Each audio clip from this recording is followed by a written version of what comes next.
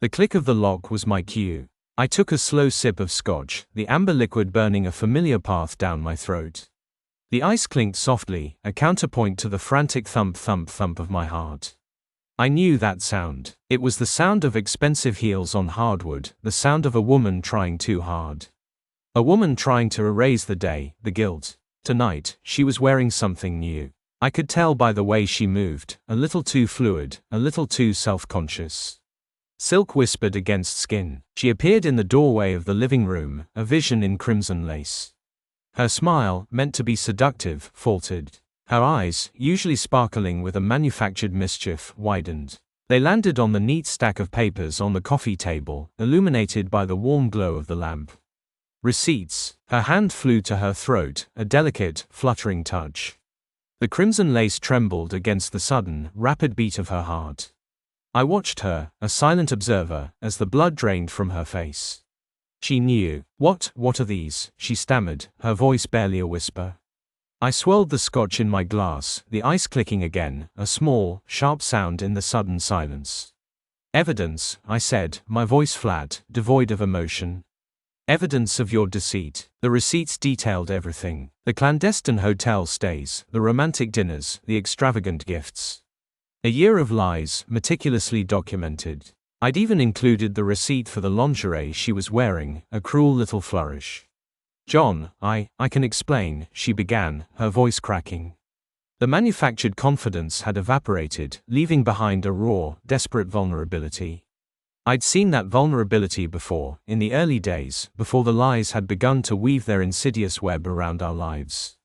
Explain what, Phoebe? I asked, finally meeting her gaze. Explain how you could do this to us. To me, my voice, though quiet, held a steeliness I hadn't known I possessed.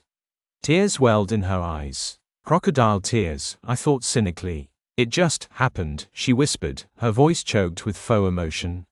It meant nothing. Nothing, I laughed, a harsh, bitter sound. A year of lies, of sneaking around, of betraying everything we built together, that means nothing. She opened her mouth to speak, but I cut her off. Just don't. I stood, the movement slow and deliberate. I walked towards the window, looking out at the city lights twinkling in the distance. He's coming, you know. Her head snapped up. What? Ethan, he's coming. I turned to face her, a small, cruel smile playing on my lips. I invited him. The doorbell rang. Phoebe's face was a mask of terror.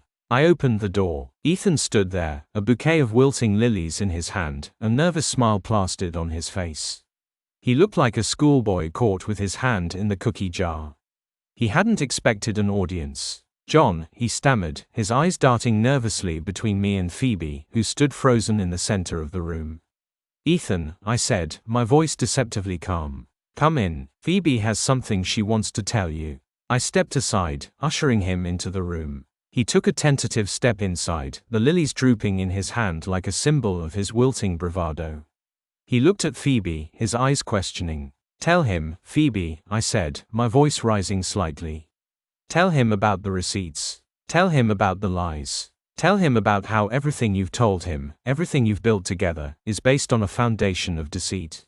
Phoebe remained silent, her eyes fixed on the floor. Tell him, I roared, the sound echoing through the apartment. She flinched, her body trembling. Then, in a small, broken voice, she confessed. She told him everything. The affair, the lies, the manufactured emotions. She laid it all bare, her words tumbling over each other in a torrent of shame and regret. Ethan's face went from confusion to disbelief to rage. He threw the lilies at her feet, the white blooms scattering across the floor like fallen snowflakes. He screamed, he cursed, he accused. The scene unfolded before me like a grotesque play, and I, the director, watched with a detached fascination. When his rage had finally subsided, he turned to me, his eyes blazing with hatred. You set me up, he hissed. I merely provided the truth, I replied calmly. The truth you were too blind to see. He stormed out, slamming the door behind him. The sound reverberated through the apartment, punctuating the end of their charade.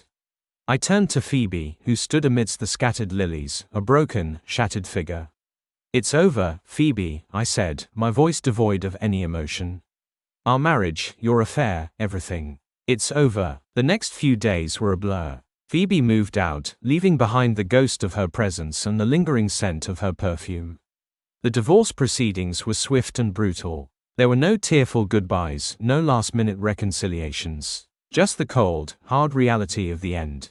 I sold the apartment, the place that held so many memories, both good and bad. I started over, in a new city, with a new life. It wasn't easy. The pain lingered, a dull ache in my chest. But with each passing day, the ache lessened, replaced by a sense of quiet resolve. One evening, months later, I was sitting in a small cafe, nursing a cup of coffee. I glanced at the newspaper lying on the table next to me. A small article, tucked away on page 3, caught my eye. It was a brief report about a local businessman, Ethan, who had declared bankruptcy after a series of bad investments. He had lost everything: his business, his house, his reputation. I folded the newspaper, a small, sad smile playing on my lips. Justice, I thought, is a dish best served cold. And sometimes, the best revenge is simply watching the world crash down around those who deserve it.